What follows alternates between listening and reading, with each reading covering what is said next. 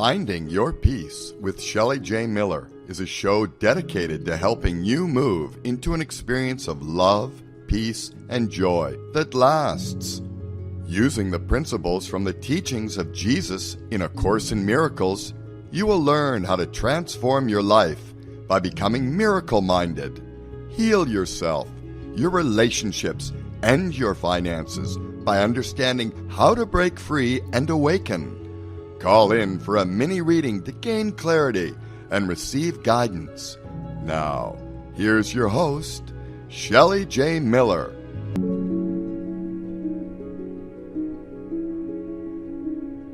Hello, everyone. I'm your host, Shelly J. Miller. Welcome to Finding Your Peace, Episode 9. Today, we're talking about surrendering to what is. Believe me, I've had a couple of weeks worth of surrendering, and I will share those stories with you and how I responded to it, sometimes reacted to it, unfortunately. And I'll talk to you today about how to let go of expectation, attachment, and control in your effort to surrender, and why. Give you some examples of maybe if you don't realize where you're holding on in your life, how you can let go of that. And if we have time, I will share some of the teachings of self-inquiry, because there are 3 ways to enlightenment.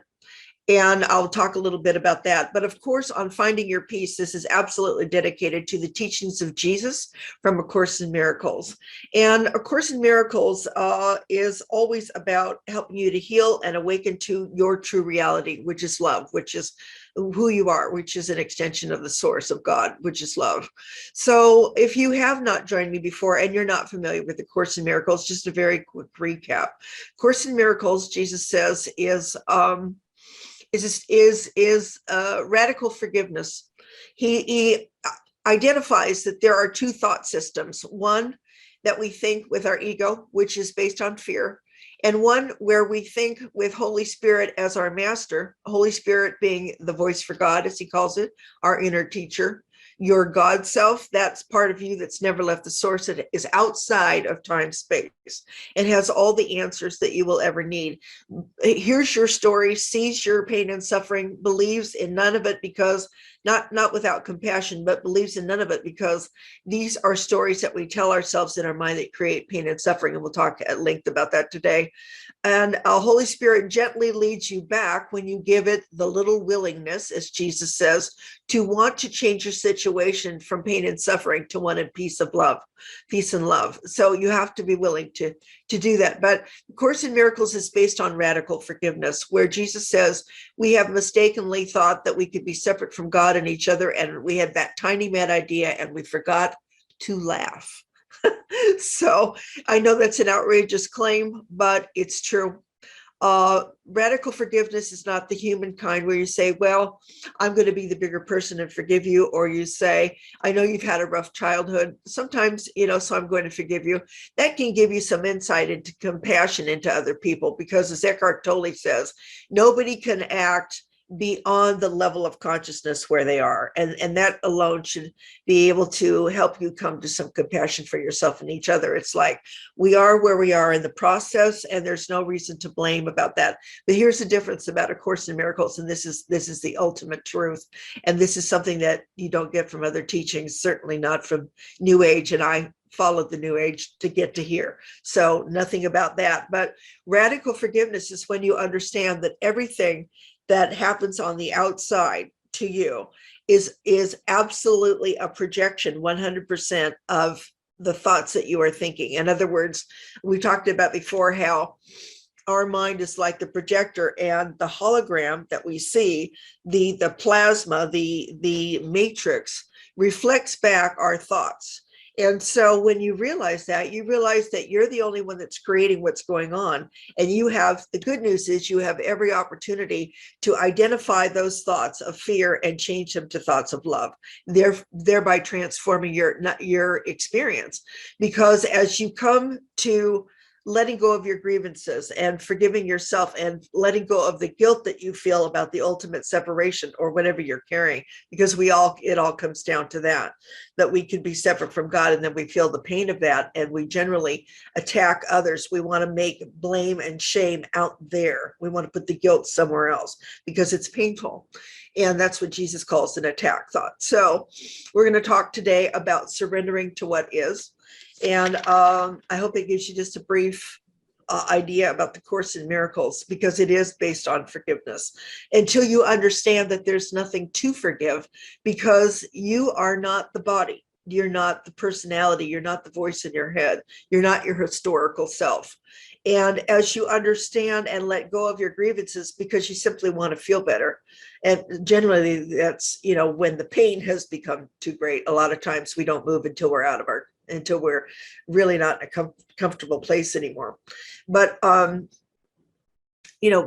you get to that place and you start, like Jesus says, removing the blocks to the awareness of love's presence that's within you, because the kingdom of heaven, he says, is within you. And that means that God goes with you wherever you go. And he also says that God is laid out over the whole world, and we just don't see it because it's not in our awareness. So he says, remove the blocks to the awareness of love's presence that's within you, and you will find your real self. And that's what enlightenment is. When you come back to the one presence, the divine presence that has always been and will be eternal, has never left you. But your mind, with its thoughts of fear and projection on others and beating up of the self, has blocked that experience from you. And as you come to more and more peace and more kindness and gentleness and love, which is what we're going to talk about today, choosing those things, you will begin to feel the love, and you'll be able to love your neighbor as yourself, which is also one of his commandments. And in that way, you will be returned to a still mind without all this dialogue going on. And that is the road to enlightenment, where you simply become one with all things. You come into oneness with God and all life. And that's the goal. So last time I was here, podcast number 8 was called Alcoholics Anonymous and A Course in Miracles. And I had a guest, Stephen Mead, who is an ordained ministerial counselor from Pathways of Light. Now, Pathways of Light is an organization that exists solely to help you to put the Course in Miracles principles into practice in your daily life. Because a lot of people come to the Course and they say, oh my gosh, it's so intellectual, it's so cerebral, it's so hard to understand, it's such a difficult read. But as you go more and more into the Course, you'll find that it will go more and more into an experience, because as you do the workbook, and you have to do the work, because it's a reprogramming of the subconscious from fear to love. So you have to identify and release those patterns that are holding you back. Then they're just thoughts. And as Louise Hay used to say, it's only a thought, and a thought can be changed. That's the good news. You are in the driver's seat in this way only. Is there free will with what happens? No. Is there free will with how you choose to respond and what you choose to do with it? Yes. Your free will is this: to choose ego as your master, or to choose Holy Spirit as your master. And there are two very different outcomes. If you choose to follow ego and make no progress in this lifetime, and you won't if you follow ego, and it doesn't matter what you think about how successful you are, or you have a great relationship, or whatever, the things that the world values, that has nothing to do with your awakening. Absolutely nothing. It doesn't. And it's not your state of consciousness either, because consciousness is right away ego, because consciousness has to have a subject and an object. So the minute you, and that's two, and that's duality. So the minute you say I, the first time that we say I, that makes an I and a me, or an I and a you, or an I and an it, right? Conceptually, a subject and an object. So what you're looking to do as you come to love is that you realize that there isn't anything else but love, and you become one with God and you become one with Holy Spirit and with all life, and that's the goal. And then you experience that which is eternal, that which has always been there. And that's beautiful. Some people say, well, that's boring. Well, no. I was listening to an interview yesterday of Gary Renard, who is one of my favorite course teachers. He's written 4 books. I hear there's another one on the way. And I would encourage you all, if you haven't read Disappearance of the Universe, to read it, because it really helps you to understand the course. Gary is hilarious. He's very irreverent, and he had 2 ascended masters appear on his couch about 25 years ago. And the books are a result of their teaching him. He's the student in the books. And this is what I do here on Finding Your Peace. I share my experiences with you because I'm the student. I'm still learning. I'm on the road to enlightenment. I know what it is. I know what the goal is, because I had a divine revelation and it changed my life. I had a temporary experience of the oneness with God and all life. And it doesn't last, Jesus says, but it changed the direction of my life. And I talk about that in episode 1, if you're interested in hearing more about that. So anyway, last time on episode 8, I had like 17 questions for Steve. Okay, a little bit overdone, but I was curious, what somebody else's experience was. And he told the story, and it went on for a while, so we didn't have a chance to get to as many questions as I wanted. But his story was really interesting, because he said he found the persuasiveness of the ego and the magic of alcohol in high school. And he drank like most of his life, and ruined his life and his relationships and his business and everything from alcohol. Was told by his wife he absolutely had no choice. It was divorce or enter Alcoholics Anonymous. And he said after 17 years of Alcoholics Anonymous, he still felt something was missing, and he was led through a series of coincidences, which Jesus says there are none, to A Course in Miracles. And he eventually healed his life, his business, his relationships. And then he told a story at the end that was interesting, that I'll share with you later. But I had a lot of questions for him. And when I finished the interview, I thought, well, shoot, I didn't get to those. And I got from guidance that I should look into the rest of the things that I wanted to know and answer them for myself. So that is what we're going to do. As you know, if you follow me, I am a psychic and a medium. I read the Akashic records, and I'm a spiritual life coach. And I say that because a lot of my stories and my readings, I share a lot from my experience being psychic, being able to hear spirit guides and that sort of thing, but also being able to hear Holy Spirit and work with Holy Spirit. So I talk about that, and sometimes I share my clients' experiences, because I've found that in my readings, generally, even if you call to know if you're going to relocate or about a relationship or whatever, I'm able to introduce A Course in Miracles to you. Not always. It depends on what you're looking for. It depends on what you're ready to hear. Not everybody's ready to heal, but they do go hand in hand. You would think they weren't. They weren't. It's a doorway in other ways. A lot of times my clients that call have heard of the Course in Miracles but couldn't understand it, and they're really ready to awaken. And so sometimes guides and loved ones will come and say just the thing that they need to know, that they're holding on to. Sometimes we find it in the Akashic records. Sometimes it's a psychic reading, and then the course principles can come in for greater clarity, forgiveness, understanding, and healing. So I do share that because it's my life experience. Gary Renard had 2 ascended masters show up on his couch, so he shares through his particular lens, his focus. So that's why I say that. So anyway, if you're following me at all, Spirit always gives me, and it's my guides, and sometimes it's Holy Spirit, which I hear in my own voice, which is deeply peaceful, or I get a nudging. And I thought I heard that this week's topic would be about continuing that series of questions that I wanted to ask Steve, and I didn't get a chance to. But always what happens is that they will give me a title or an idea of what I'm going to talk about next time. And then what I've noticed, oh wow, is that the next 2 weeks, I think, oh, I've got the title, I'll write it on Tuesday, that way I won't be at the 11th hour. That never happens. It never happens. It turns out as I'm realizing, that I have to walk the path as it unfolds. And I share this with you because you have to walk the path that unfolds.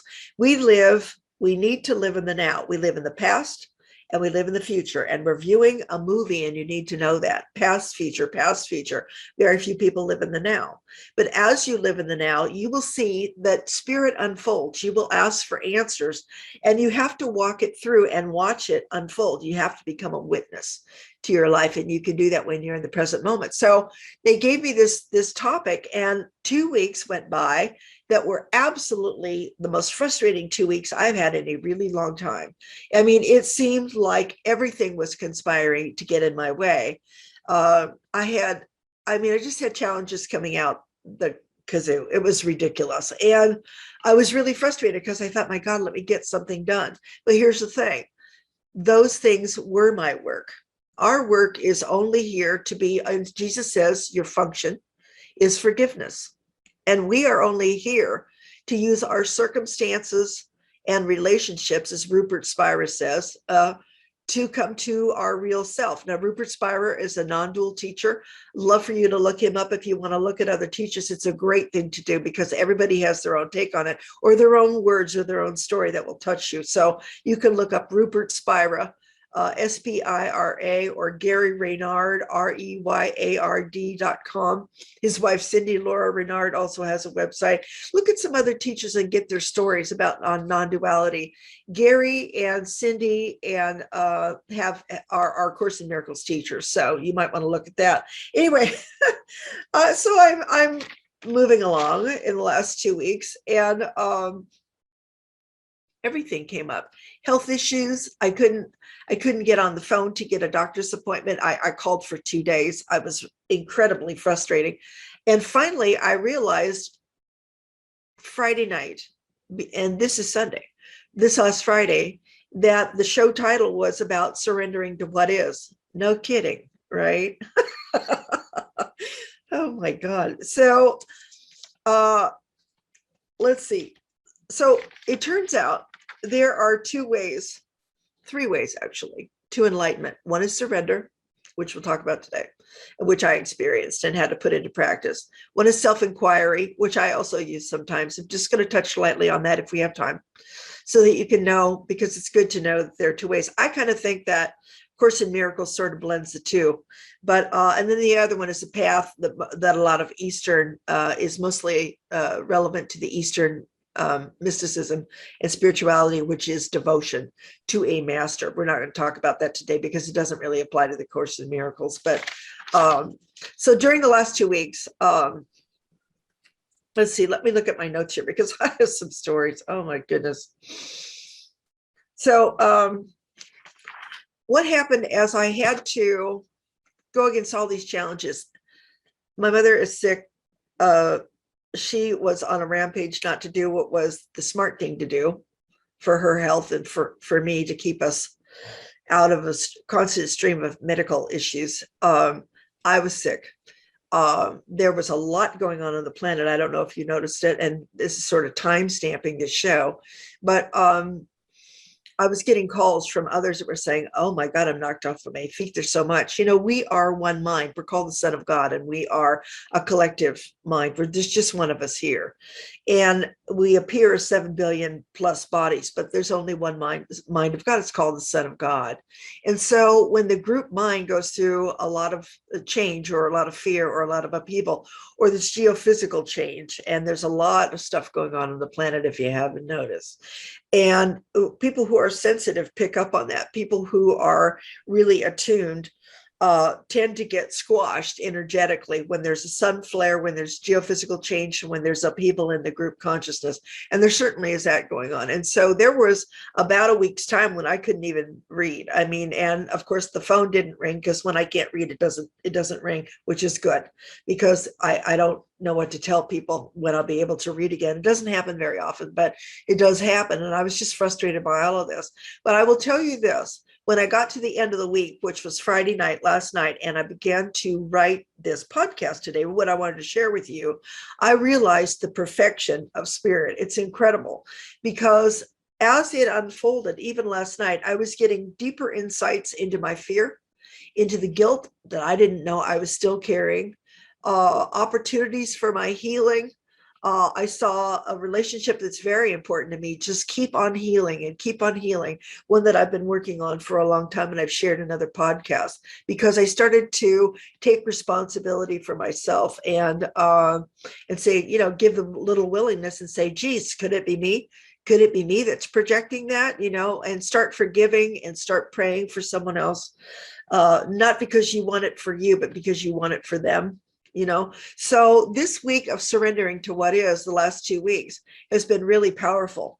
And it's Jesus says, well, one of the things that I asked Steve in the last interview, and I thought this was really powerful, because I said to him, where was it in your journey? I mean, he had this incredible alcoholic, it was a kind of a wrecking ball of a life.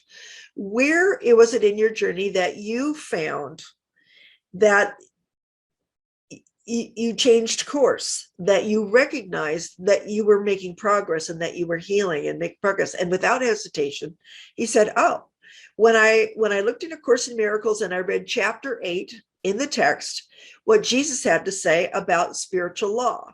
And it goes like this: everything, Jesus says, that happens to you on the outer is 100% a projection from your own mind, right? It's an outer reflection of an inner condition. And he said, there are no exceptions to this, no exceptions. And Stephen said, wow.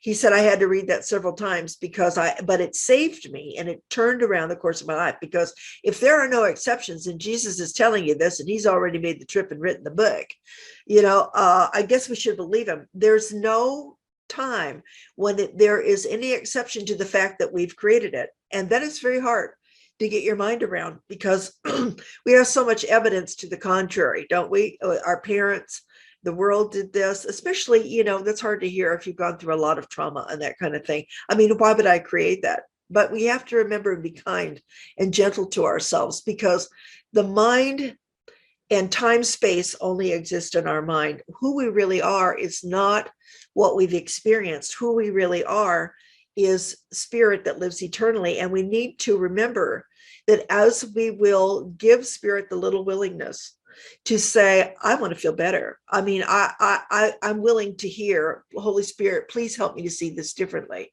And remember that Jesus says in the Course in Miracles that a miracle is a change in perception. It's a different way of looking at it. So when you need help and you say, and I do this all the time, Holy Spirit, please help me to see this differently. And in my mind will pop up pictures in my mind's eye of when I made that decision to think that thought, to go in that direction. And sometimes it's shocking to me, and I have to own it. I really did create what's going on now by my thoughts. Now, the brilliant thing about this, and the happiness in this, and the hope in this, is that, like Louise Hay said, it's only a thought, and a thought can be changed. When you're in pain and suffering, and when you're resisting to what's going on, to what is, the good news is, start to think of it as, oh, I must be thinking a thought of fear. That isn't true. And so I'm going to be able, with the whole help of my God self or Holy Spirit, my inner teacher, to find what is true. And if you will think of it that way, the resistance that you build about what's going on will start to diminish, because you'll see the opportunity. Oh my gosh, there's hope. It's like you're drowning and you can see the life raft. And as you acquiesce to saying, I want that life raft, the life raft plops in front of you. I hope that helps you, because surrendering to what is, every time we resist what is, and it's just what is, we create pain and suffering for ourselves. I mean, that's just the way we do it. And it's mostly through our inner narrative. It's mostly through our inner narrative. In other words, what we think about it. It's not always the circumstances that we find so difficult. It's the narrative that we're feeding all the time about what we think about it. Jesus says in one of the workbook lessons that's really powerful in the Course in Miracles is, I am not a victim of the world I see. And he said, that's hard to believe, but it's 100% true. You are never the victim because you are the creator. And the good news is, if you can think a negative thought, you can think a positive one too. So let's see here. I have some stories to share with you. The whole thing comes down to being willing, to want to feel better. So surrendering to what is has been my extreme experience, because it felt like the universe was conspiring to just make things harder than it had to be. And I had phone calls that felt the same way. But notice I said the universe was making it harder. And that's just blaming the universe. And I knew that, but still it felt like that. And I'm sure I share that because I'm sure you have felt like that. Like, why is this happening? Why am I being punished? Did I do something wrong? What's going on? And the truth is, it's an opportunity always. So I hope that you can look at it that way. I had a lot of conversations with people this week that said, oh my God, this is so much harder than it had to be. Same words I was thinking. And then on the, I with some people that are on the path, and they said, I guess there's nothing left for me to do but surrender. And that's the thing. And when you surrender, here's the thing, you get back in the moment. You get back in the moment. So today I want to, because we live viewing the past, which is generally about grievances, and then we live in the future, which is projecting, and there's the unknown and there's fear. So it's past, future, past, future.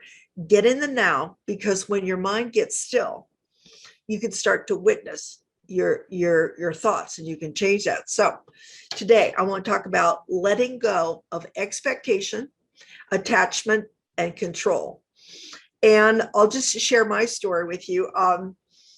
I had kind of an awakening bell. I've had my spiritual abilities since birth. I was a medium and could see my guides, and psychic, and knew all kinds of things. Even as an infant, I could see that, and I was in communication with the other. I was having a multi-dimensional experience. Was contacted by the Arcturians when I was 15 and knew who they were. I mean, I've been sort of plugged in my whole life, but there was a time when I was 5 with my guides, and this is in episode 1, if you want to listen to my story, when my guides said, we're going to step back because you have to learn the lessons that you came to learn. And if you're totally here focused on us and refusing to live in the world, you're not going to get there.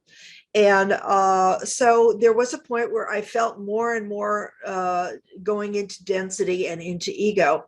And in the 80s, during the harmonic convergence, it was sort of like an alarm clock that went off for a lot of us. And I began to wake up. And then I realized that I was being guided again, and all of that. Actually, in the 70s, I started to realize I was being guided. But in the 80s, I started to wake up. And by the 90s, I was on a full journey, conscious journey, with all the different realms, angelic realm, even the Devic kingdom, the ascended masters, the galactic brotherhood of light. I was called the wide receiver because I could receive from everybody, because I could read the frequency of who was communicating with me. So I was told to leave my home and in California and go to Hawaii, where I was around for many, many years, other people that were on the path. And the thing about that you notice if you're with a group of people that are like-minded, that are moving towards oneness, is that you will tend to be taught from the inside. You'll start to receive guidance. A lot of us call it a download. You'll get information, and it will go into your consciousness. And what was happening in the 90s was all these mediums and channels like myself we're saying to each other, geez, last night I got a download about letting go of expectation, attachment, and control. And the other people would say, God, me too. Okay, how do we do it?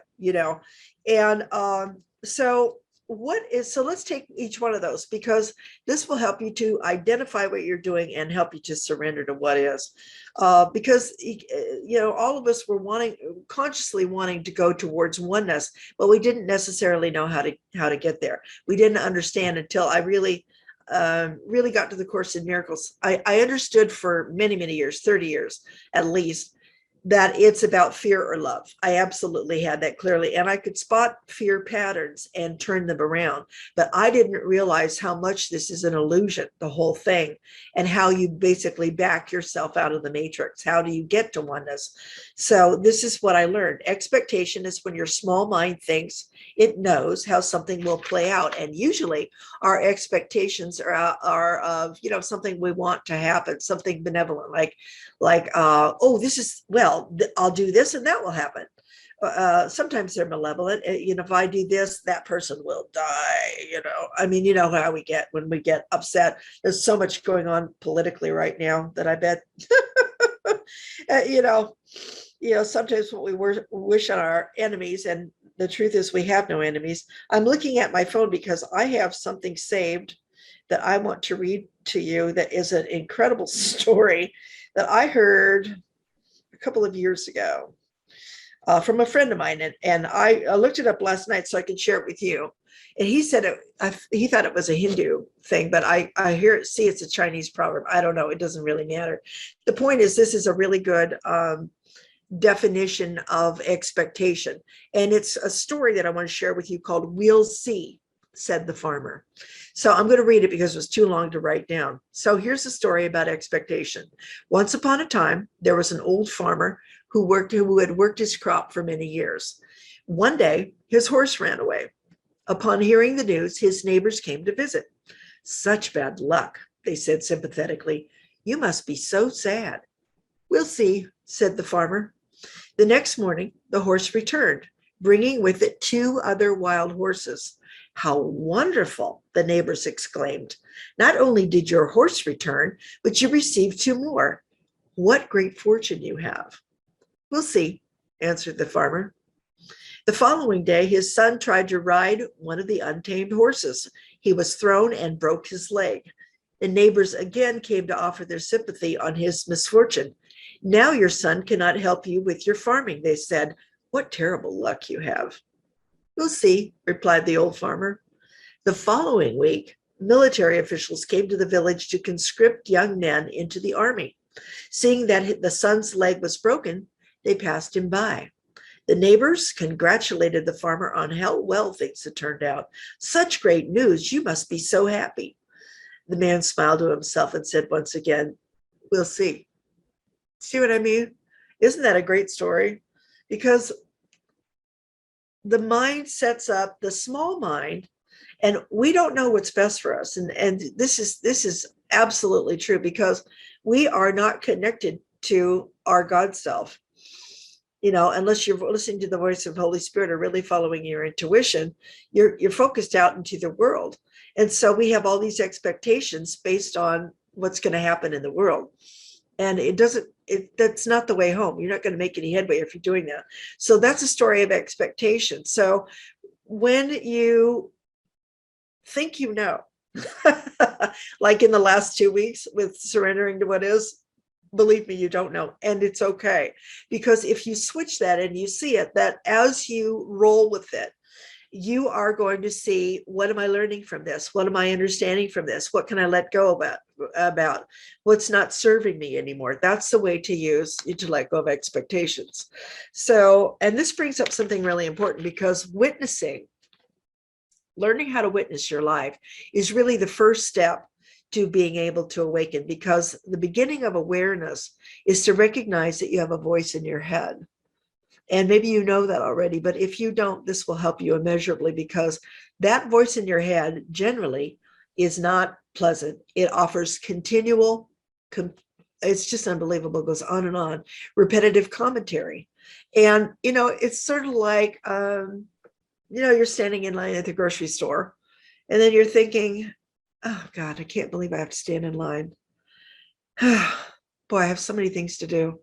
Why don't these people ever hire enough people to check out everybody? Why are they wasting my time?" And then you look around and you're like, "Wow, that's some haircut on you. I wouldn't go out of the house looking like that." It goes on, and nothing is positive about that. Nothing is. It's aggravating. It's judgmental, and it's complaining, and it wears you out, and it focuses you on the negative, not on the fact that you and all those people out there that you just blamed are God. And that's the truth.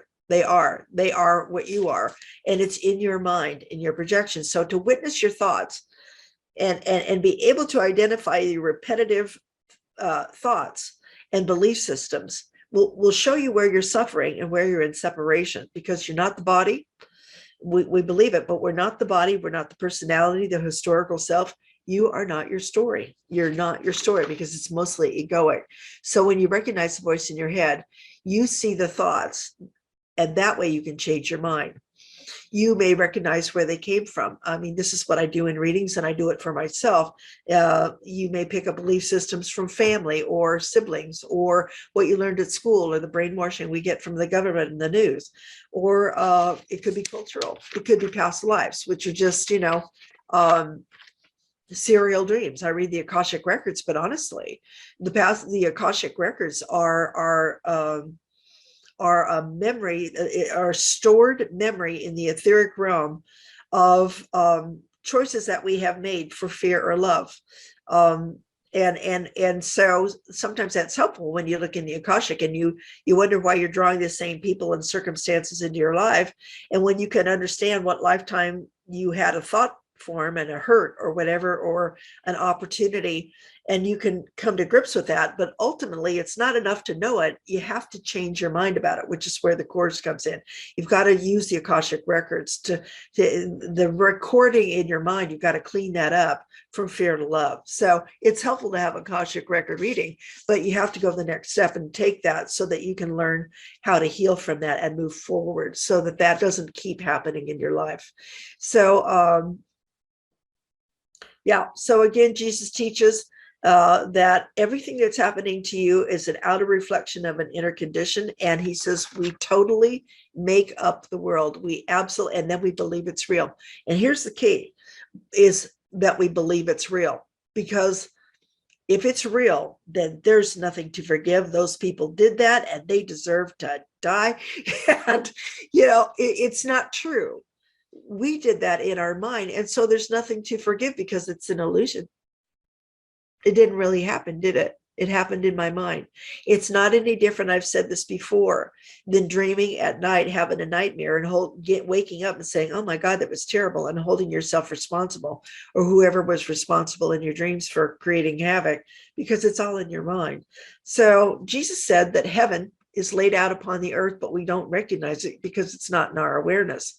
He also says, and this is one of my favorite quotes from the Course, that we have to remove the blocks to the awareness of love's presence and to the experience of yourself as God, because our real self is love. And that's beautiful, isn't it? I mean, when you can understand that, then it's easier to surrender to what is, because when we're feeling resistance to what's happening and things are good, we don't care. Everything's great. But when things are happening that we don't like, we care a lot, don't we? That's when the resistance changes. How can I change this? How can I change this? Change it in your mind. You can't keep trying to push out there. So attachment comes from expectation, attachment, control. Attachment comes from attaching to an outcome of a certain situation has to happen to bring me happiness and peace, right? Including loss. I've lost this person and I was attached. And the reason that you're feeling the loss is because you're not feeling the love that's within you. And we don't want to make light of that and say, well, you live eternally and you're not the body. That would be an unkind way to deal with someone who's lost someone, or even for yourself. But eventually, as you can stop attaching and know that God is your source and that love is within you all the time, you will begin to come into oneness with that person that you lost. Eventually, you experience that we all are reunited because it's the oneness within you. So control, expectation, attachment, and control. Fear is at the core of that, because anytime you're trying to control something, it's fear. Because, oh my God, if I don't control it, what will happen, right? And so, and yet it's kind of an outrageous thought to think don't control anything. It doesn't mean don't take steps, especially, but take steps guided by Holy Spirit, steps that you've checked that you're coming from a place of love, not a place of fear, right? I've got to control this because, oh my gosh. I had the last 2 weeks, I had so many opportunities for expectation, attachment, and control. And I just want to share a couple of brief stories with you. I my mom's been sick for quite a long time, and really stressful. And she has a medical condition that she can't really go out now to have her blood level checked, which is usually a once-a-month thing, but she's not able to go out anymore. And so I was working with her doctor before she got discharged from home care, because they would come by and check it for her twice a week. We've had to go down from a month to twice a week, and it would be impossible for her to go out, and it's dangerous if she has to have her blood level checked. She's on a blood thinner.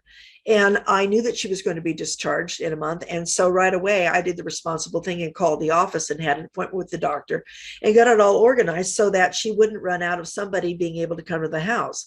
And lo and behold, the month went by and I didn't get the paperwork, and I called and left a message for his assistant, whom he told me to talk to, and she never answered me. And I got more and more agitated because it's time sensitive and we're running out of time, and this is not okay. And I hate to say it, but I left her quite a strong message on the phone. And then I heard 5 minutes later, when I had calmed down, what I could have said in a kind way. And this went on for the last couple of weeks. If I felt reactive, and responded that way, and then I said, Holy Spirit, help me see this differently, I would hear very clearly. And it was like, my God, Shelly, I mean, that would have been a no-brainer to be able to say this in a kind way and be responding and not attacking somebody, not guilting somebody, because this is in my own mind. So, I mean, this has gone on and on. I don't know what will happen, but I was guided by Holy Spirit to call another doctor and then to go around this medical assistant, and I got some help from this other lady, and the outcome, I don't know. Monday I have to deal with it again, but Spirit told me, Holy Spirit said, you are being helped. Don't worry, lay this down. So I really realized, wow, I have lost my peace over this, and I had to decide, take responsibility. It's my own projection. And, it was just kind of incredible to me that I just popped off again, because I thought it's you that's in my way, when really it was me that's in my way. And when I calmed down, I got the answers and I was able to speak kindly to people. And then the ball started moving. I have a caregiver, story number 2. And every time she comes, God love her, she breaks something or she doesn't listen, and she makes a mess. She buys things at the store that aren't on my list and says, oh, well, and she, this is about expectation too. And the other one was about expectation and control and attachment, because I have an attachment to the outcome coming out well for my mother. But this little gal comes to my house and she said, oh, your plants need potting soil and they need to be fed. And I said, wonderful, because I haven't had time to do it. And she said, oh, I'll do it. And I said, oh my God, look at this. We'll see, said the farmer, right? Excellent, excellent. So she didn't repot them, but she added soil to the plants. And I thought, oh my God, they're going to blossom and grow. And they were beautiful plants anyway.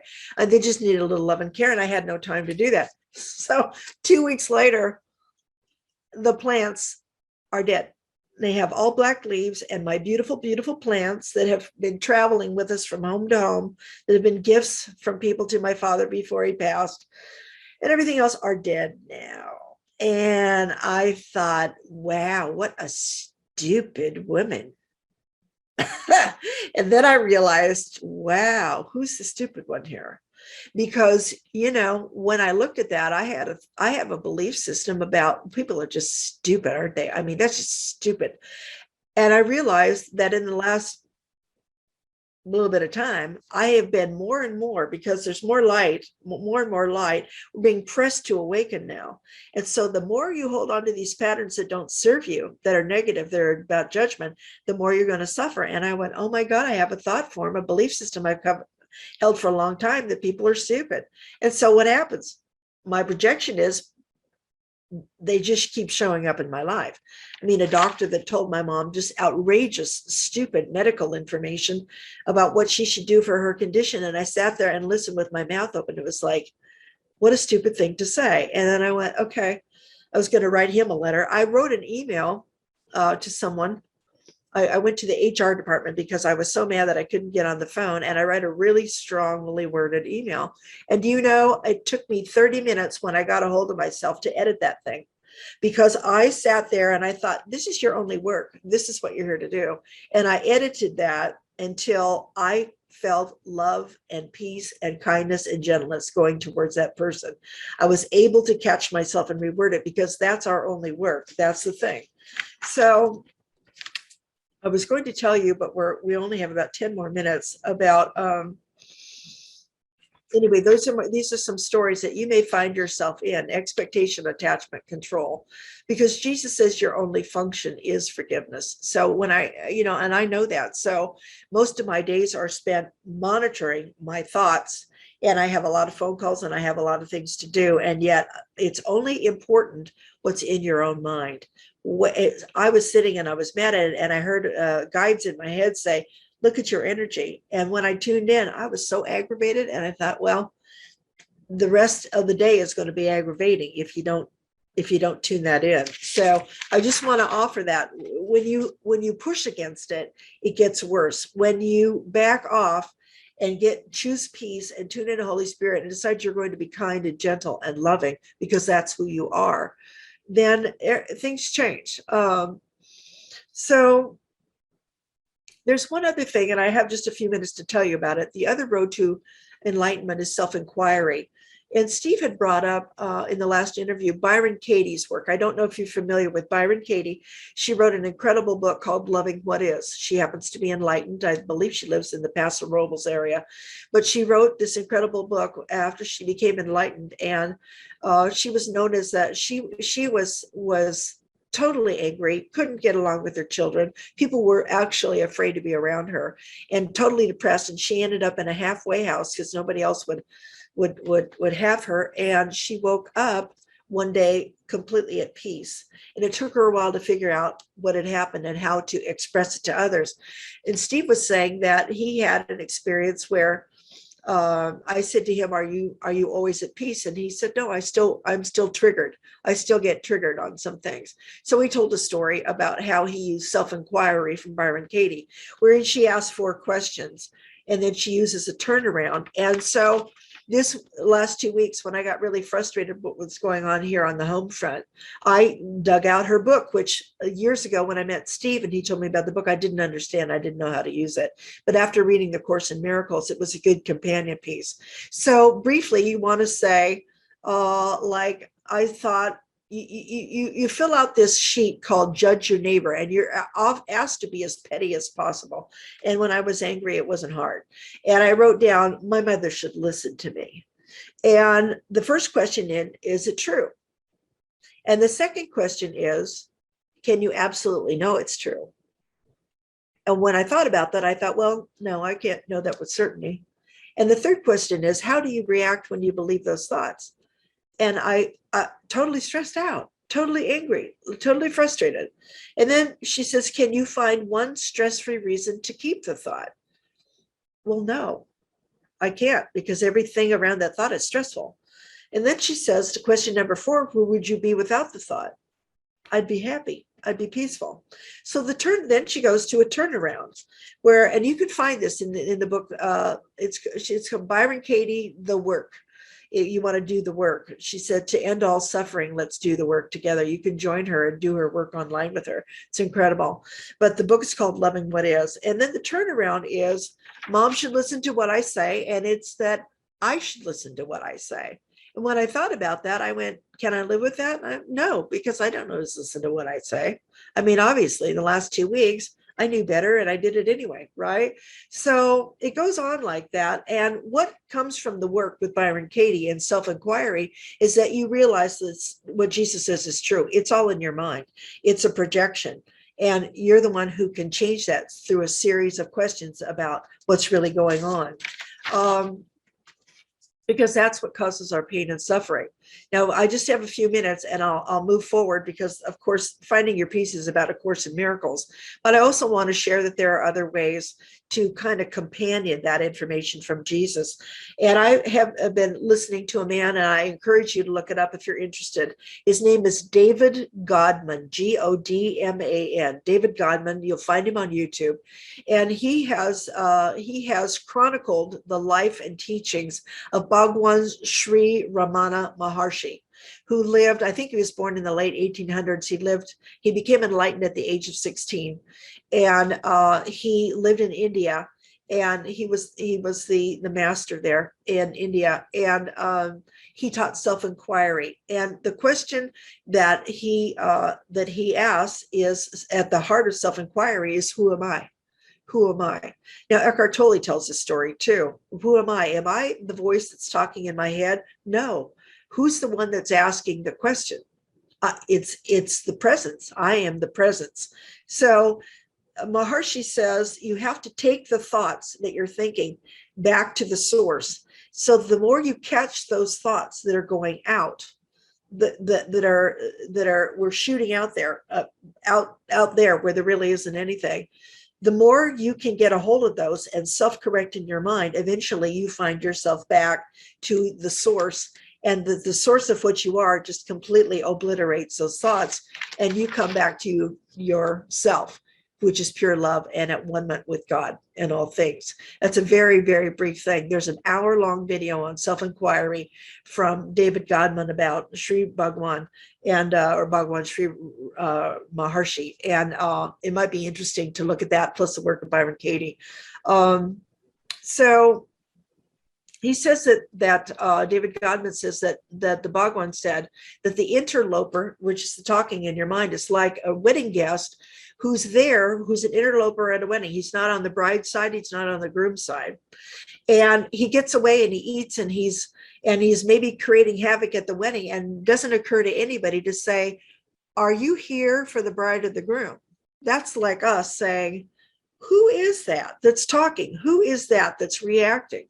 And it's when the bride's side and the groom's side gets ahead, this is us being aware, and says, who are you? You're an uninvited guest. I think that's an interesting story, because that way you can pitch that out. You can get rid of the uninvited guest in your mind. So the takeaway is this: when you give a little willingness to what you see, to wanting to see this differently, you'll stop resisting your narrative, and you'll be still in the now and be able to feel your real self. You let go of expectation, attachment, and control. Ask, who am I? Right? All of that. And if you want to book some time with me, either for a reading of any kind, or you want to dive deeper with the coaching with A Course in Miracles, when I read for people, you get all of my modalities. So whatever your God self is directing my God self to tell you is what you get. So you don't have to say, I want this or I want that. You will always get more than what you thought you came for. So my website is shellyjmiller.com, SHELLYjmiller.com. And while you're there, join the newsletter, because I do these podcasts every 2 weeks, and here on BBS Radio 1, Station 1. If you're listening and you want to tune in live, and you're listening to a podcast, you can find me on BBS Radio Station 1, Sundays, 2:00 Pacific time, every other week. And the show is called Finding Your Peace. So let me put my phone number up. It's 949-237-2960, 949-237-2960. If you join the mailing list when you go to the website, I do send out newsletters every now and then that are helpful, also telling you about the guests and what's going on the show. And sometimes I running a fall special in the next couple of weeks for readings and coaching. So if that's of interest, give me a call. But the takeaway really is surrendering to what is not something to be resisted, because the bell that should go off in your mind is, oh my gosh, this is an opportunity for me to come to relief, really, by asking, who am I? I am, as Jesus says, I am spirit. I am not the body, I am free, for I am still as God created me. That's one of my favorite ones. And that's helped some clients of mine to remember who they are, because when you learn to see with spiritual sight, Mother Teresa said, every day I see the face of Christ in all his painful disguises. And I've always thought that was incredible, because she could see that the people that she was ministering to were not the body. They were not the body. She was able to hold their image as the Christ. And that is what we're being asked to do, because as you do that for yourself, you're more able to love your brother as yourself, like Jesus asked us to do. It's hard to do when you don't love and forgive yourself, because you always then want to attack and to blame and all of that. So, Dawn, are we almost out of time? 2:55, I think we have a minute left. So just remember, expectation, attachment, control. When you get still and you live in the now, begin to witness what's going on. In this way, you can detach. You can detach. You can watch this movie that's going by and you can just say, wow, look at that. And then you can make your interchanges. That's the most important thing, because otherwise you're reacting to something and you're making it real, and it's not real. It's a dream in your head. I know that's a big one, but you can do this. If you want to do it, you will. Jesus says, anybody who sincerely wants to get home, but you have to want it, because it's a constant watching and witnessing and choosing to remember and to forgive. Radical forgiveness. Nothing ever happened because it was a dream in your mind. I hope that you can take these things home with you. And if you need help, give me a call at shellyjmiller.com. And I look forward to seeing you on the next episode.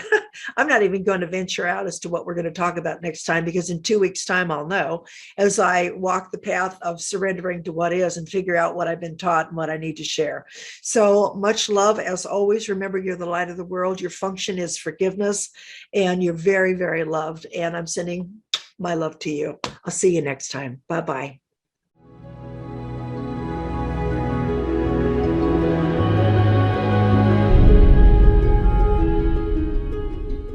Join us next time, every other Sunday at 2 p.m. Pacific Time, for Finding Your Peace with Shelly J. Miller. Be sure to look for the podcasts Finding Your Peace with Shelly J. Miller on iTunes, Google Play, and all of your favorite podcast stations. To contact Shelly, book an appointment, and to find out more about her work, go to shellyjmiller.com.